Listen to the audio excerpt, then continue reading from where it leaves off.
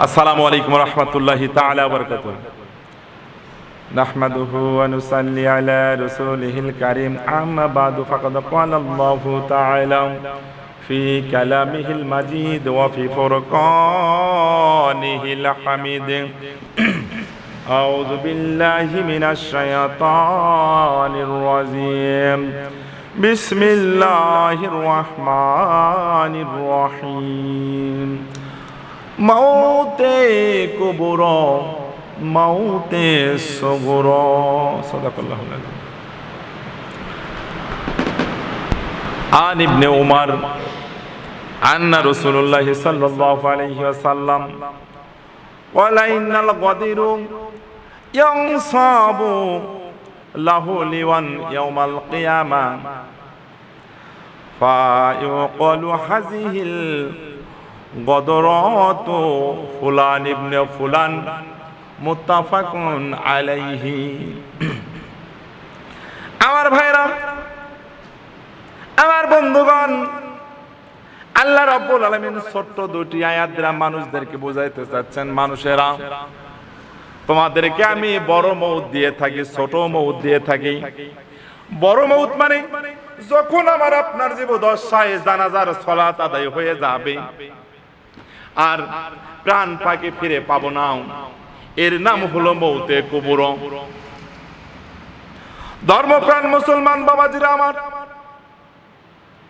এরপর ছোট্ট একটি আয়াত দ্বারা আল্লাহ রাব্বুল আলামিন বান্দাকে সম্বোধন করে জানাচ্ছেন, হে বান্দা, মৌতে সুগুর, তোমাদেরকে আমি দৈনন্দিন ছোট ছোট মৃত্যু দেই। কথা বলেন ঠিক কিনা?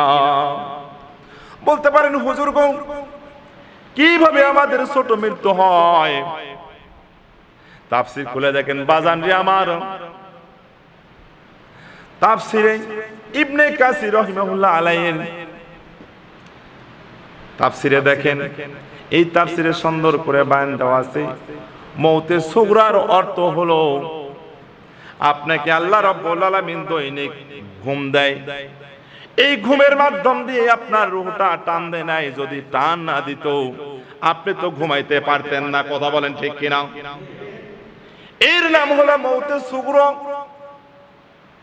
যদি আপনাকে আল্লাহ রাব্বুল আলামিন এই ঘুম না দিত, আপনি পাগল হয়ে যাইতেন। এক রাত, দু রাত, তিন রাত যখন ঘুম আসতো না, ব্রেনটা অস্থির হয়ে যায়, তো এই দিক সেই দিক ছোটাপিটা করতেন, পাগলের ভেষে রাস্তায় রাস্তায় ঘুরে বেড়াতেন। আল্লাহ রাব্বুল আলামিন ভবিষ্যৎবাণী মহাজ্ঞানী বান্দাকে কি করে সুস্থ রাখবে, এই জন্য ছোট্ট একটু মৃত্যু দেয়, তার নাম হলো ঘুম। এই ঘুমের মাধ্যম দিয়ে আল্লাহ রাব্বুল আলামিন বুঝাই দিয়েছে, বান্দারা শুনে নাও, মৌতে সুগরা, সুগরার অর্থ হচ্ছে তোমাদেরকে ছোট ছোট মৃত্যু দেয়। বান্দারা এরপরও সজাগ হচ্ছে না। হাদিস শরীফটা তুলে ধরছি বাজান রে আমার,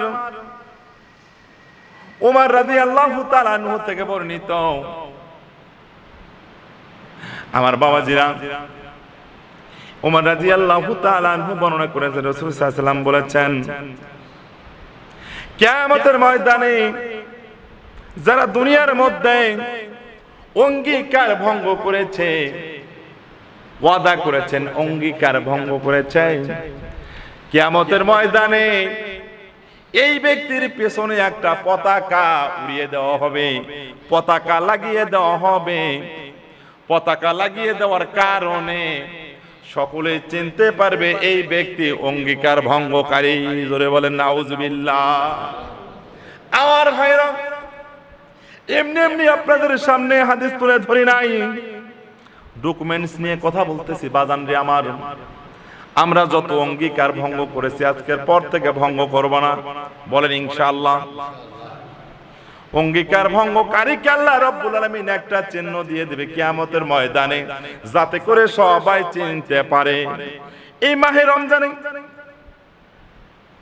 আমাদের মতো হুজুরের কাছে অসংখ্য মানুষ ওয়াদা করেছে, হুজুর রমজানে রোজা পাইছি আর জীবনে ছাড়বো না। এক পর্যায়ে বলা হলো, বাবা সারা জীবন তো তোমাকে রোজা রাখতে হবে না, মাত্র গুটি কয়েকদিন তোমাকে সিয়াম পালন করতে হবে। কয় হুজুর একেবারে রোজা ধরেছি আর ছাড়বো না। দেখা গেল 2, 3, 4টি রোজা করার পর ওই ব্যক্তিকে আর খুঁজে পাওয়া গেল না। এমনি করে আর ওয়াদা নেওয়া হয়েছিল তারাবির সময় আপনারা শেষ পর্যন্ত থাকবেন, তো কয় হ হুজুর একেবারে সেই রকম ভাবে থাকবো।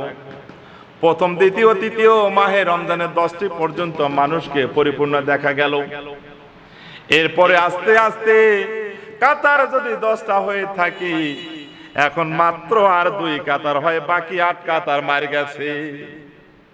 এই অঙ্গীকার যারা ভঙ্গ করেছে, আল্লাহ রাব্বুল আলামিন বললেন পয়গম্বর আপনার উম্মতদের মাঝে জারি করে দেন, এই ব্যক্তিদের যারা অঙ্গীকার ভঙ্গ করলো এদের পিছনে যেমন বোঝা যায় অস্ট্রেলিয়ার পতাকা একরকম, বাংলাদেশের পতাকা আরেক রকম, সুইজারল্যান্ডের আইল্যান্ড এবং ঘানা বিভিন্ন দেশের পতাকা বোঝা যায় অমুক দেশের পতাকা। কিন্তু আমার বন্ধুগণ, যারা অঙ্গীকার ভঙ্গ করেছে এদের পিছন পাটে ব্যাক পাটে আল্লাহ রাব্বুল আলামিন পতাকা লাগিয়ে দেওয়ার কারণে বোঝা যাবে এই ব্যক্তি ওয়াদা অঙ্গীকার ভঙ্গ করেছে। জোরে সোরে বলেন নাউজুবিল্লাহ।